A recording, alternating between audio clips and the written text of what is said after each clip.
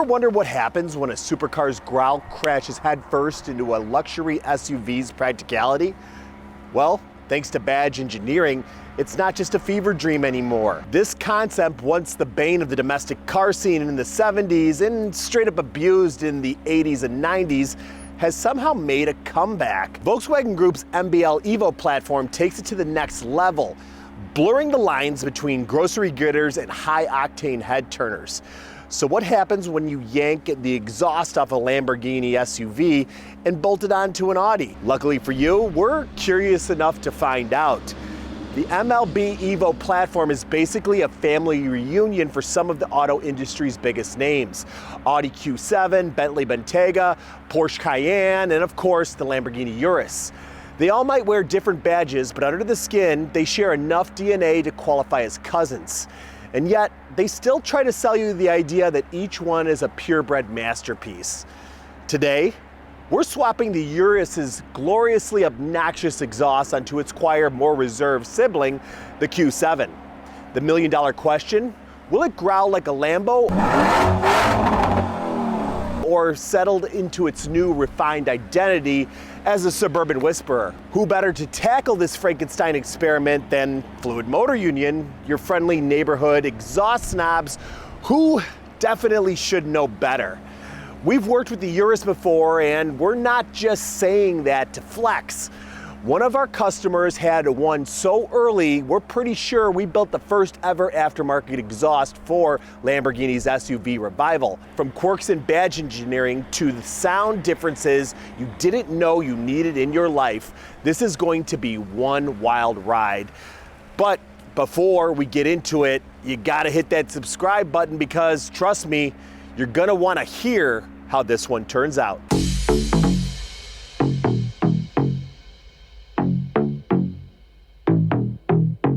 All right, so we got a V6 Turbo Q7 from Audi in here, and the guy had heard about us being able to make great exhaust systems, but he came in with some sort of leak, more or less. He heard a putting noise, didn't like it, but he was experiencing some problems before with the exhaust system, and we pretty much could tell what was going on right away. So when you're looking for an exhaust leak, you always want to look for where it goes black, because that soot area typically shows you where the leak's at. Following this down, now we already got this partially apart, and you'll probably see what's wrong right away. But following the leak, you can tell there's already a leak at this exhaust clamp. However, we didn't really think that was the issue. Where it was underneath the brace here, and as you can see, this pipe is barely, oh man, I could probably break it off here. It's barely even on there. It's cracked so bad it's cracked all the way around and through. But the big thing is this thing has been repaired before. You've got a plate that was welded here to reinforce it, some real cold welding going on in the top, another patch panel. So this thing is cracked multiple times. Factory defect, big issue. And the only real way to fix it would be replacement or redoing that section of pipes. It's not something we're typically into, is just redoing a section of pipe. And we didn't know if it warranted doing a full system because our systems can be quite pricey. Now, this system from here back from Audi probably retails somewhere in the $2,000 to $3,000 range. But that still wouldn't get us a full custom system from FMU. So we started looking into other brands to maybe sell him into installing. But then that got me thinking, we've been doing a few exhausts on this chassis, but on a different car configuration. And I might even have something laying upstairs. And what that is this guy right here. Now this is a Lamborghini Urus rear section. And we're gonna try to see if we can get it to fit up onto the Q7. Now, the diameter for this guy here was a little too fit for what we're trying to do. So we're gonna have to make a way to step that pipe down to fit the factory stuff coming off the engine, but that's not so hard for us. Where we got a little bit of a trick is kind of self-inflicted here, and I'll show you where. Right here, we had cut the factory system off at the flanges here. Now we did that so that way we could incorporate the valves, the factory valves, into the system we were building, and this was more or less junk. Now, being that this customer came here for upgraded sound to try to repair he's not opposed to having something that's going to sound a little bit more sporty. Now, the Urus versus the Q7, especially on the V6s, has a little bit more muffling on the, has a little less muffling on the front of the engine to give it more of that Lamborghini experience. So I think fitting this system in here, even without the valves, is going to produce something that sounds sporty but not too crazy, where the customer is going to be driven nuts by the sound. So I think we're going to try to see if we can fit this in. Not 100% sure yet, but we do know that where all of these mounts are is the same exact location as up here. The factory mounts here, back there. So I think this is going to fit. You might have to do some work for the rear tail section. The nice part is that those are just pipes that go into an empty void here. They don't necessarily fit on the bumper, so that might be easy to take care of. And everything should line up more or less with how the factory system was put in there, because they're both essentially using the same chassis. So I don't think this is a crazy stretch to try to get this on here, but it won't be exactly straightforward. But I think we can do it quick, and I think we can do it for much less than even an aftermarket system. Buying it off the shelf and slapping it on here, something from MagnaFlow or one of the other brands. Those run in the $1,500 to, higher, $3,000, $4,000 range. I think we'll be able to keep this pretty cost efficient for the customer. All right, so we got the Lambo exhaust fitted up in the car, and we had to do a few interesting things in order to get it sitting where we wanted it to sit, but more or less it went into place. I'll start with how we connected it to the actual exhaust. So we used 2 1/4 stainless steel tube, which we cut down and actually used our expander to bump the piping up to the diameter of 275, actually a little bit bigger, to go over it to do a slip fit. So what you see here is a slip fit going over the 275, which we then welded. On the other end, that 2 1/4 was bumped up to a little bit bigger of 2 1/4 to go over this. Now this is a weird size. It's not quite 2 1/4. It's a little between 2 1/4 and 2 1/2, somewhere split the difference. But we were able to bump that piping size up to slip over that front side. And we're probably going to end up using some sort of U-bolt clamp or something to actually seal this up.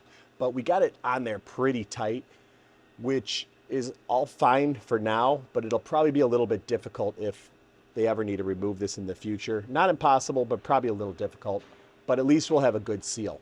So Cody did a really great job of getting this thing to bump up and to look more or less appropriate going on there. We didn't just MIG weld something on there, and we still have a point of connection that allows removability. Thing that was different on the Urus is it had an additional hanger which goes on top of this brace on this side in comparison to the Q7 exhaust. So right now we're missing a hanger, but judging from the way it sits and where it's at, I don't know if we actually need it. So we're gonna get it all in there and just kind of see how it flexes and moves, and then heat it up, see if there's any expansion that's causing issues. We might just leave it off, being that we don't have the weight of the valves on there, and ordering another hanger would probably increase the price. The whole point of this, and we usually don't do these sort of solutions, but the whole point of this was to try to get the customer a very cost-effective way of fixing what he had while increasing the sound. And being that we just happen to have one of probably 2 Lamborghini Urus exhausts, and our Lamborghini Urus, I believe we were one of the first companies to build a custom exhaust on a Lamborghini Urus. One of our customers had, one of the first ones that it came out, and he wanted an exhaust immediately, and by the time we were done with it, I didn't see any available for ordering. It's not something we went into production with. You know, we did post a little bit about it. I'll probably throw a clip of there so you can hear it.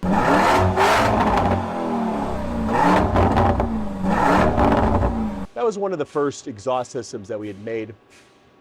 So since then, they've kind of just been laying around, and the car since then has been sold and it's probably in another state. So we're not keeping it around.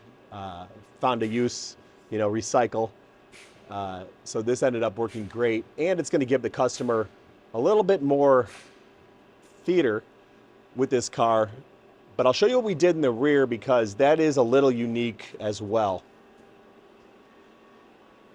So this is the main body of the Lamborghini muffler, and as I went over before, this inside pipe was the valve section.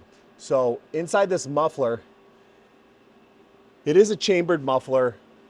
It goes into this section, and this is the more direct shot. And there was a valve on here.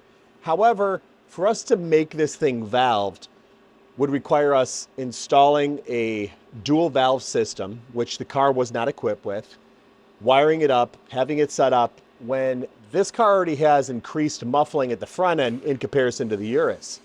So our thoughts are, it should already be quieter. Do we really need to incorporate a valve system if this guy's looking for an increased volume, an increased sound, you know, level of his system? So what we came up with, in order to keep things simple, was using the factory tips. The tip is built into this curved pipe, which is part of this. Now, originally we had thought of maybe doing a merge, but the problem with that was the pipe actually flattens out, which is kind of easy to see here. You can see it kind of ovals towards the end. And the problem with that is if we were to try to take this and merge it into this section, it would require a really funky fish mouth that would be kind of difficult, time consuming to make. And we don't know if we'd have a great connection on it or if it even looked that good. So for the sake of cost and just simplicity, we went with the turn down that bumps this section, which is actually the quiet section, down a little bit. So more or less, we're going to be having both sections opened at once. So you will be hearing the open section of the Lamborghini exhaust when it's valved. But I have a feeling that should do enough muffling in order to keep this thing in a reasonable and livable area of sound without, you know, driving the customer nuts. But at the same time, you should be able to hear the difference between the two. So this is what FMU does when we're doing a budget system, which is usually not a word that you're going to hear, FMU and a budget exhaust. But I'm pretty happy with this. I know that the Lambo exhausts hold up much, much better because I'm seeing a lot of these exhaust systems fail. I believe the stainless they use is just a little bit too thin, and it's not lasting the times that you know, older systems would use. I'm seeing a lot of cracking. But on the more expensive versions, because like I said, this chassis is shared between the Volkswagen, it's shared between the Porsche, it's shared between Bentley, and it's shared between the Urus, obviously. On the Urus, Bentley, and the higher end Porsche stuff, the metal is a little bit bigger, a little bit thicker, and I'm not seeing as many failures. So I'm really interested to hear how this thing sounds up. We've got a few more welds to take care of now that we have everything placed up. So we're gonna drop this down one more time. But once it's dropped down, we get everything sitting, we're gonna check that last hanger, and if everything's good, you guys will be able to hear how this thing sounds. All right, so we got this thing all done and in place, and we're going through our warm-up cycle.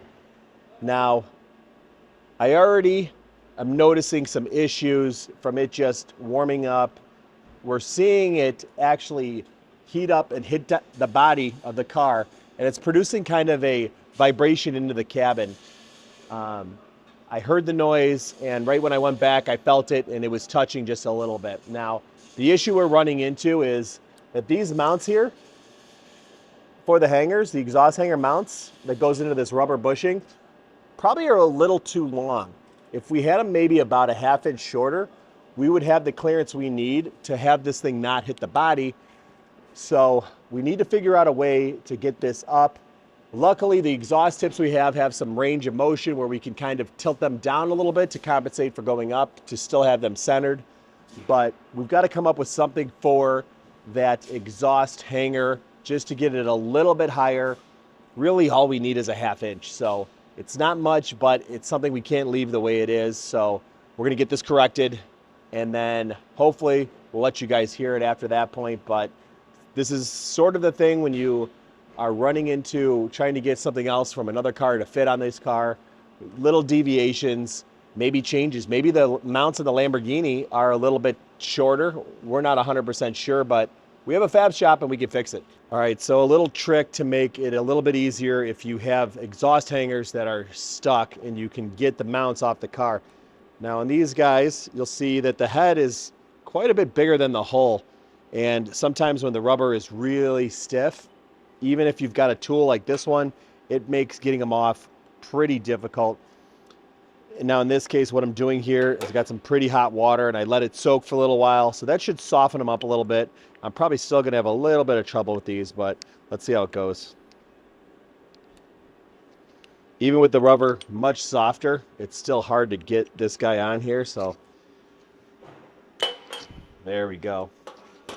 So on the other end, this guy doesn't have as big of a head here that holds the guy in. So sometimes you run into this where it's just a little bit tougher to get it back off. But if you run into the case and you can unbolt the mounts, just throw it in some hot water and it should make it a little bit easier to get at.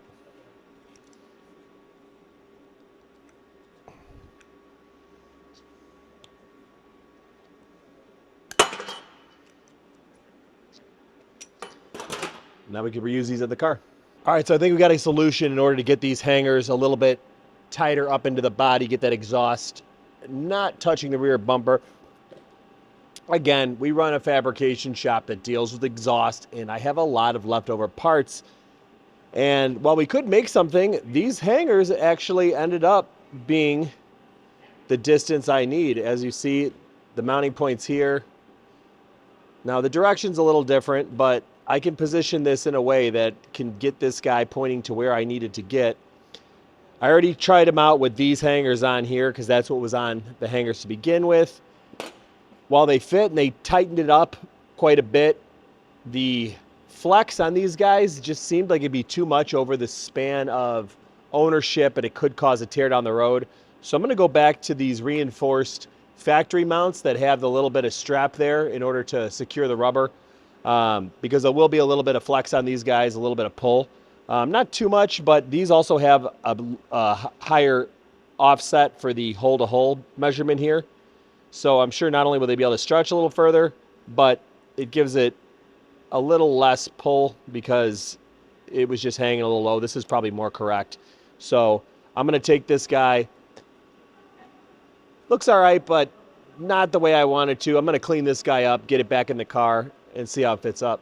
All right, now I'm using glass cleaner here because if you use some sort of other lubricant that's oil-based, it'll stay on there and it actually could degrade the rubber over time, causing it to be softer and therefore tear easily. Glass cleaner is a really nice trick to leave something on there that'll lubricate momentarily, but not leave a residue later on. All right, the exhaust is all bolted up. Everything's in place. We started it up and I didn't hear any vibration or rattling.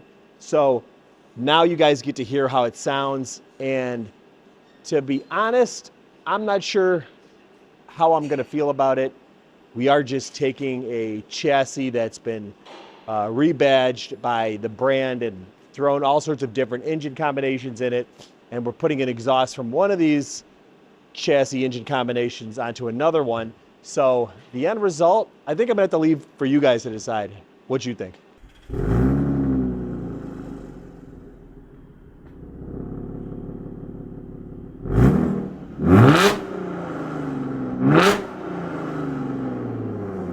All right, initial thoughts, startup's a little louder. And already I'm hearing a lot of that Audi V6 that I know you guys have been asking me to do a full exhaust on. I have a feeling this is going to be a bit of a frustrating drive for me.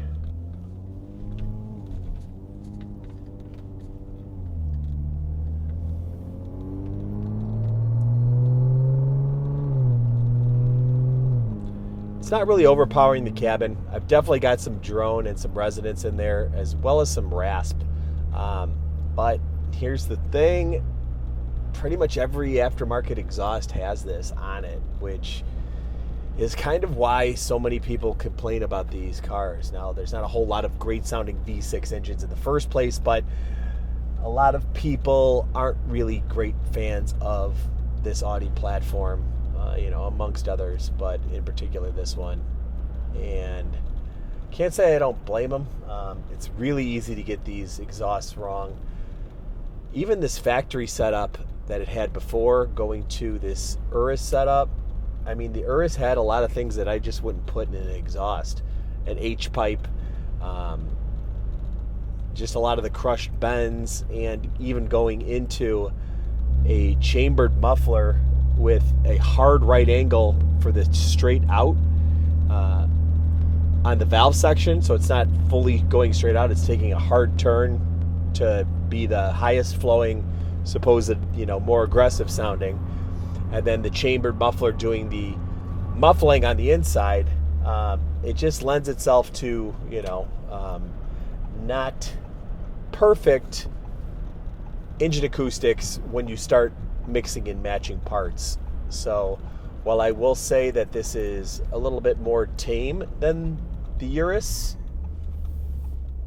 this definitely isn't doing as good of a job cleaning up some of those raspy sections. But this is what you guys want to hear.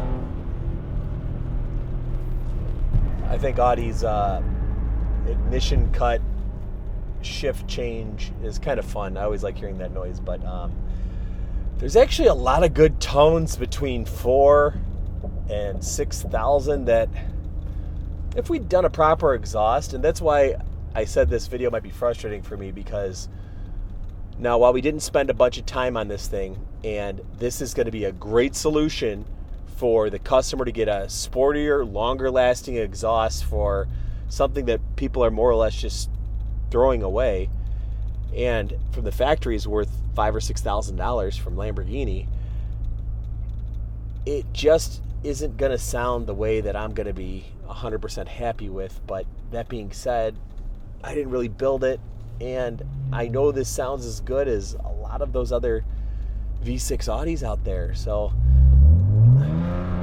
the good thing is,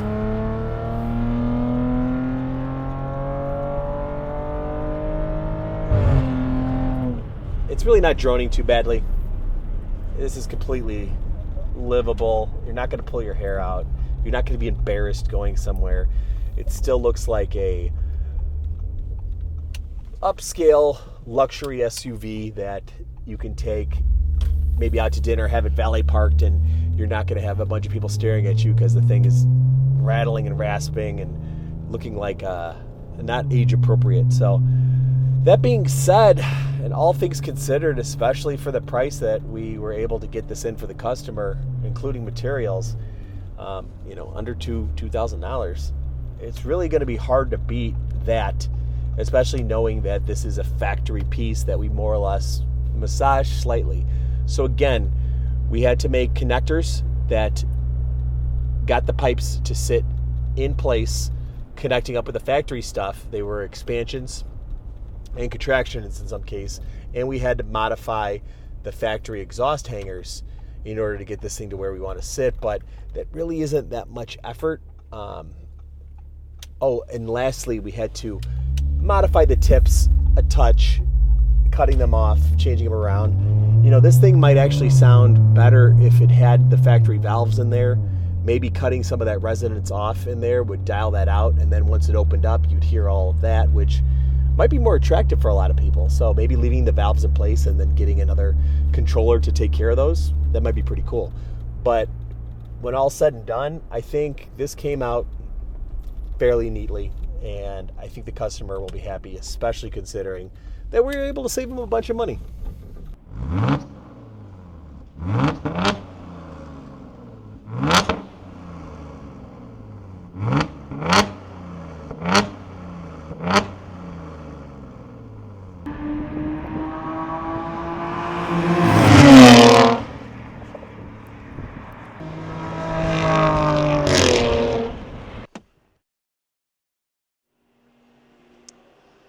So what do I think?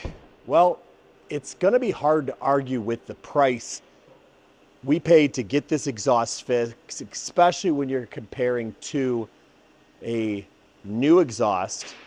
Now, if we were to try to repair this exhaust, as you can see from the video and what I highlighted before, we might have done a repair only to have it break further down the line, as there was already 3 or 4 repairs on there. So it's just not something that we wanted to be part of.